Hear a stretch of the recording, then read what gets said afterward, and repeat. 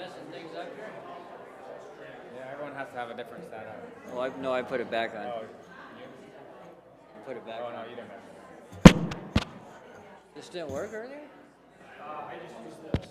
I know, but Doug said it came up here. I had it. I unmuted it. Well, what she want to use? And One of these.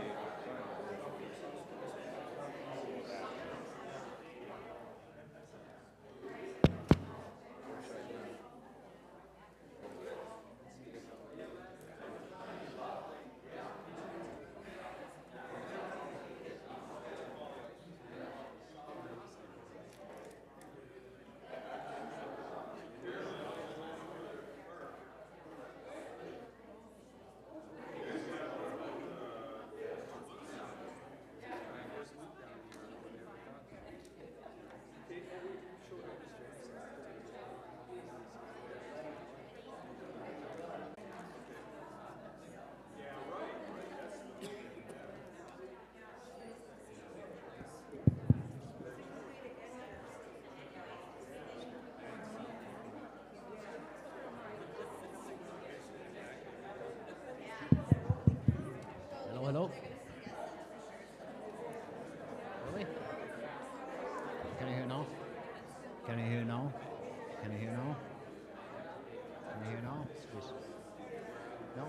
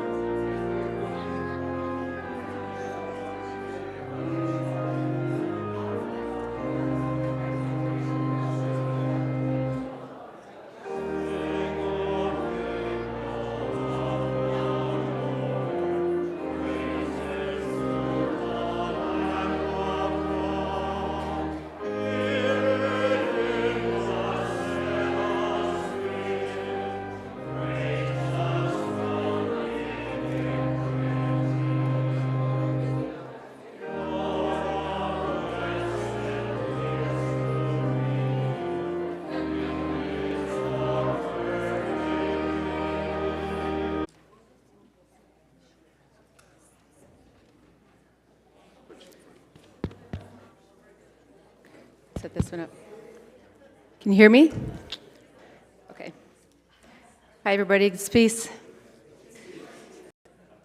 So I was asked to share something with all of you on health and aging or health and safety, and I'm thinking, who am I to be telling you guys anything? I have no idea. But anyway, so hopefully there's something that even if you know all this information, it's always a good review.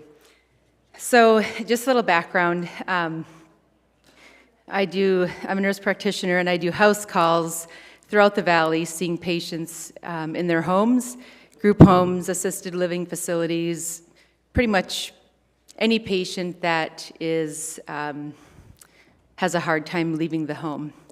So I've been doing this for about 10 years now, and then I got into psychiatry because I see the tremendous need for the elderly.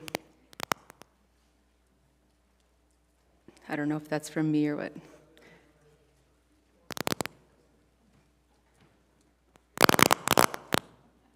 I'm not moving, it's not me. Well, I'll keep talking and see. So anyway, over that time, I guess I've really learned to have appreciation for the elderly and have learned more.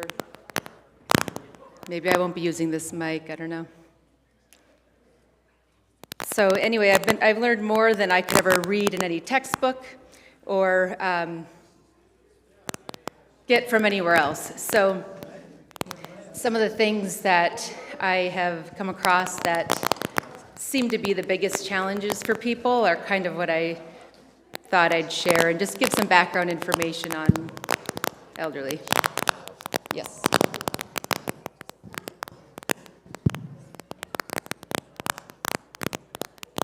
Wait, it's still doing it. Is that?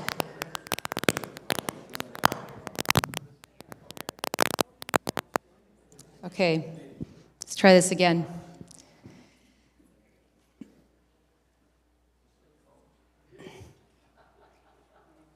So if we just look at some basic statistics with the elderly, and the average life expectancy right now is about 83 years old for a male and 85-ish for a female. Life isn't fair, whoever said that. So when we look at aging, the one thing I have noticed that is a huge fault among the specialists and the medical community in general is elderly are often clumped into one group, just older adults. The problem with that is, as you know, somebody who's 65 be the same as somebody who's 90. It's like me sitting in a room with 2-year-olds and 40-year-olds. We're not gonna be on the same page. So obviously the change isn't as drastic in older adults, but there's definitely significant changes with each decade of life that we really have to, that need to be taken into consideration when treating these patients. Otherwise, somebody's gonna, it's not gonna be to somebody's benefit. And the thing is, when you look at research studies and everything for cholesterol and for blood pressure and diabetes, all of these, so we're just kind of creating one problem and treating another problem by creating another one. So rather than them looking at the big picture and saying, well, maybe their blood pressure is a little bit too low when they stand up, their blood pressure doesn't need it. I would say the which arthritis, you all would know better than me. So if, for example, you have bad knee arthritis and now you're walking around like you were before, you're becoming less. So those are all that age group, this age group, we're a little bit more hesitant to treat things, but this is the age group that, if anything, take advantage of the of what's out there and the treatments that are out there that can really give you longevity, because right now it's going to probably make a difference, whereas when you're 80, it's too late to get aggressive like that. So my point with the arthritis, if you do have bad arthritis, it's okay to take Tylenol around the clock. It's actually encouraged if it's going to make you more functional. So you want to think about things that, how am I going to be, what do I need to do to be the most functional that I can be? Well, if it means taking Tylenol 3 or 4 times a day, by all means, that's significantly better for you overall. If it helps that you can get around and walk around, then to have to sit in your chair most of the day with your feet up because your knee throbs too bad or your feet hurt or whatever is you're dealing with. So the next age group, about 75 to 85. So this is where most of the screenings, so health screenings like mammograms and the colonoscopies and all of the cancer, being real proactive with catching these cancers, the screening tends to kind of diminish or go away at this age. And some people get kind of funny about that, which it's not always appropriate for everybody to stop screening at age 75, because some people are extremely healthy and it may still make sense for them to get a mammogram every 2 years or a colonoscopy every 10 years, or depending on what your risk factors might be if you have a strong family history of something.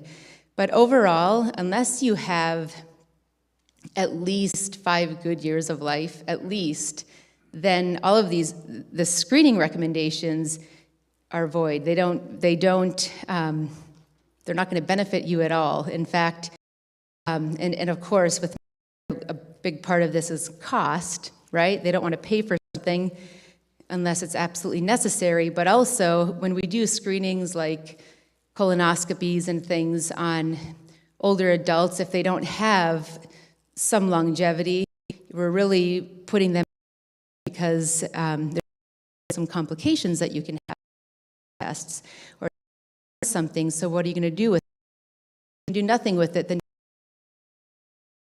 do something about it, then you have to make sure you understand the pros and cons of going through that kind of treatment.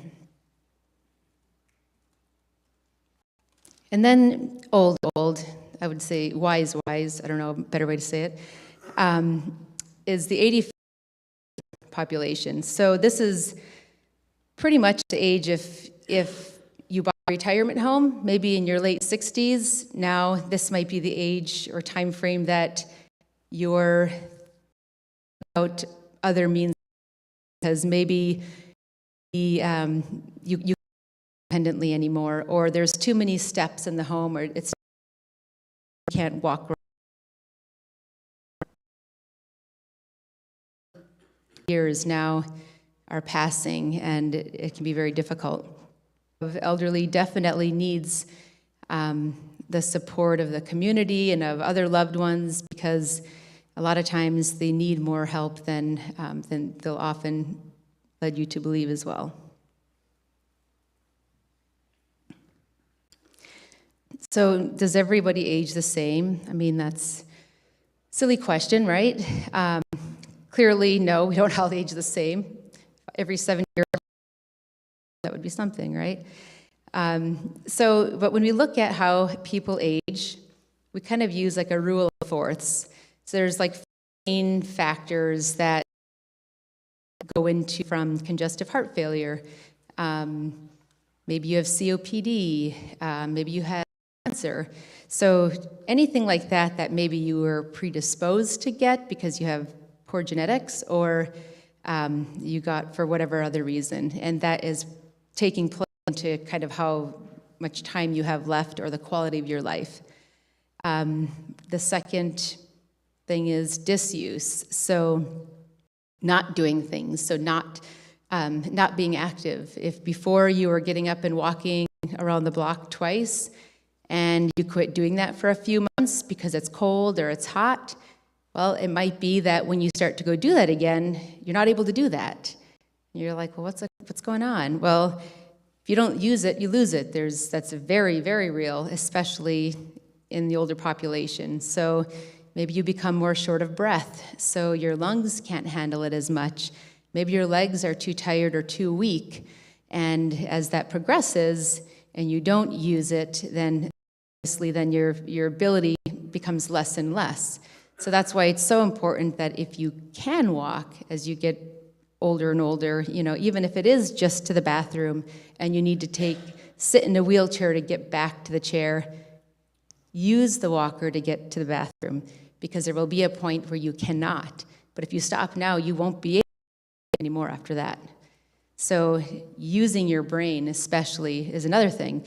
If you have some memory issues, or you have high blood pressure or diabetes, you have risk factors for dementia. So one of the most important things you can do is actually exercise your brain. If you're constantly engaged